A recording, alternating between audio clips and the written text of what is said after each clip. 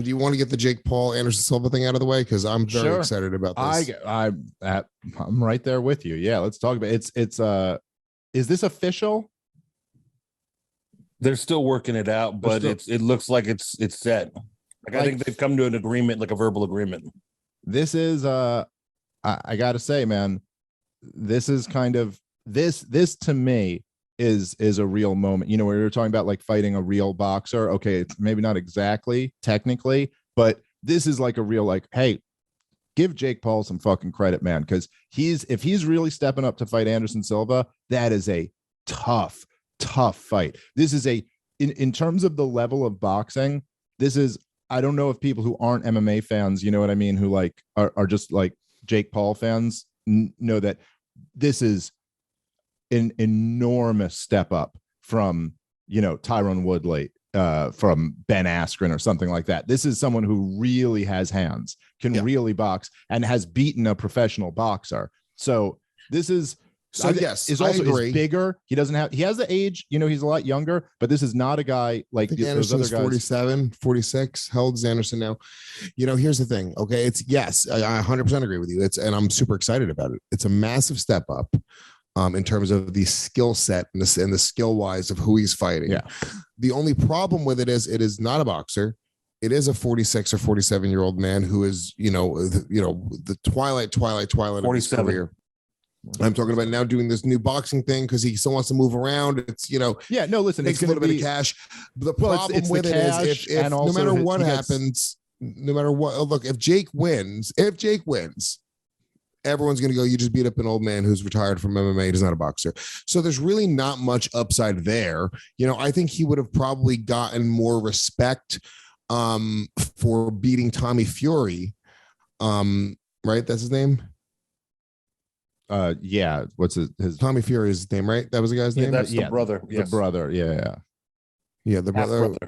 No, who's the well, you're thinking about the last one that fell out. Yeah, the one that fell out. Because that was the one before it that fell out, was Tyson Fury's brother. Yeah, Tommy Fury. That's I'm right. Yes, you're right. No, but then more recently it was the black dude. Oh, right. Yeah, I'm sorry. You know what? Hasim Rahman Jr. Yeah, and Hasim Rahman Jr. Actually, that would have been the fight, in my opinion, which would have garnered him the most respect. You got a professional boxer from a boxing lineage with a real, I mean, with Tommy Fury, even that, I do believe that. I agree with that as well. He's an actual boxer who's a young guy who's coming up. He should be fighting those guys. That's the level of boxers who he should be fighting now. Yeah.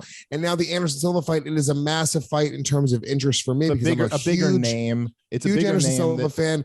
And to be honest with you, I think Anderson Silva probably beats those other guys boxing, right? I think Anderson Silva probably knocks out Jake Paul. Now, I don't know. I agree. For sure, I think Anderson Silva probably knocks out Jake Paul as well. Yeah. I think so too.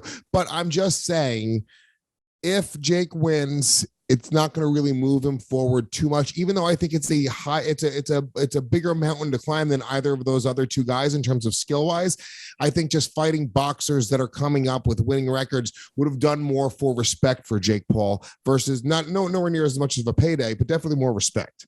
Yeah, I tend to agree with you on that, but this is a much bigger payday. It's a much bigger fight. And this is kind of what I was saying. I give Jake Paul kind of credit for this because it's a very dangerous fight, and he still doesn't get to kind of claim like, oh, I beat a real boxer or something like that. And the other thing is that I gotta say, I'm really no expert in boxing, not that I'm an expert in MMA either. I'm more of a hardcore fan of MMA than I am of boxing. Like, I'm better at analyzing MMA.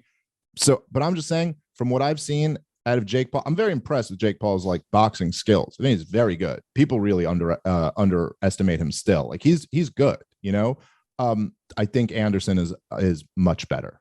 I think Anderson's gonna, like that when you're that age, you always wonder, like, I don't know what exactly how you're going to show up to your next fight.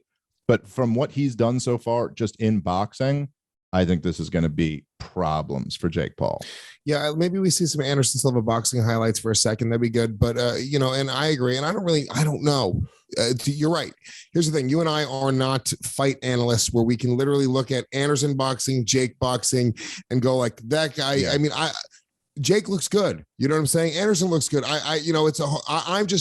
I feel like Anderson Silva, who has, I mean, I just watch him clown dudes who were like amazing strikers who've been doing this for a long time.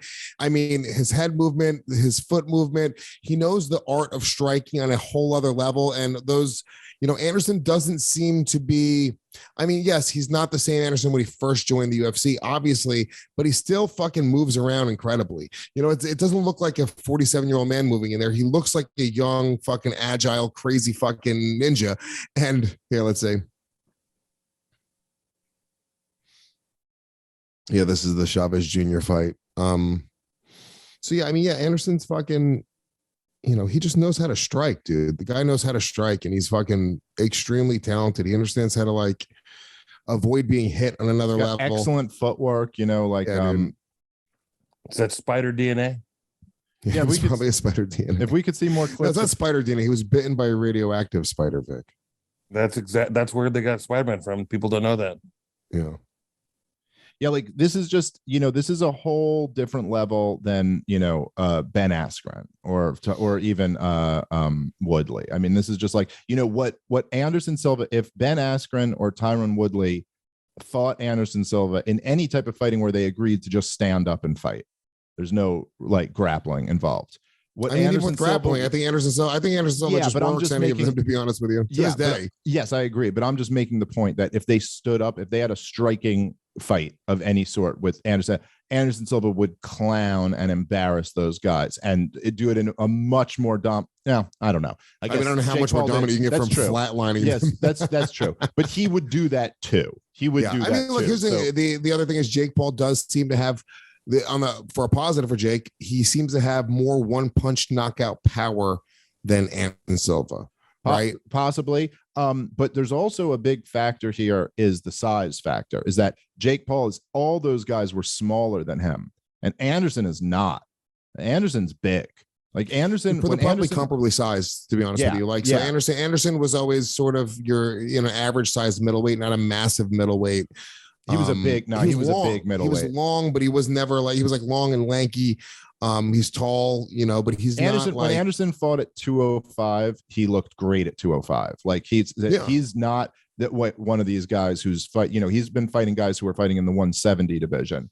It's a jump in size. Yes, no, I agree. I'm just saying I think that they're going to be comparably sized. Jake should be fighting guys that size. No, I agree, but he won't have a size advantage for the first time since we've seen it. You know what I mean? And so that's a big factor too. Yeah. Look, I'm excited about it either way. Do we have a date for that yet, or a tentative date? They're looking at late October 29th, I heard. Where at? They don't know, but Anderson Silva just applied for and was granted, I believe, an Arizona fighting license. So maybe in Arizona. Ooh, fun times.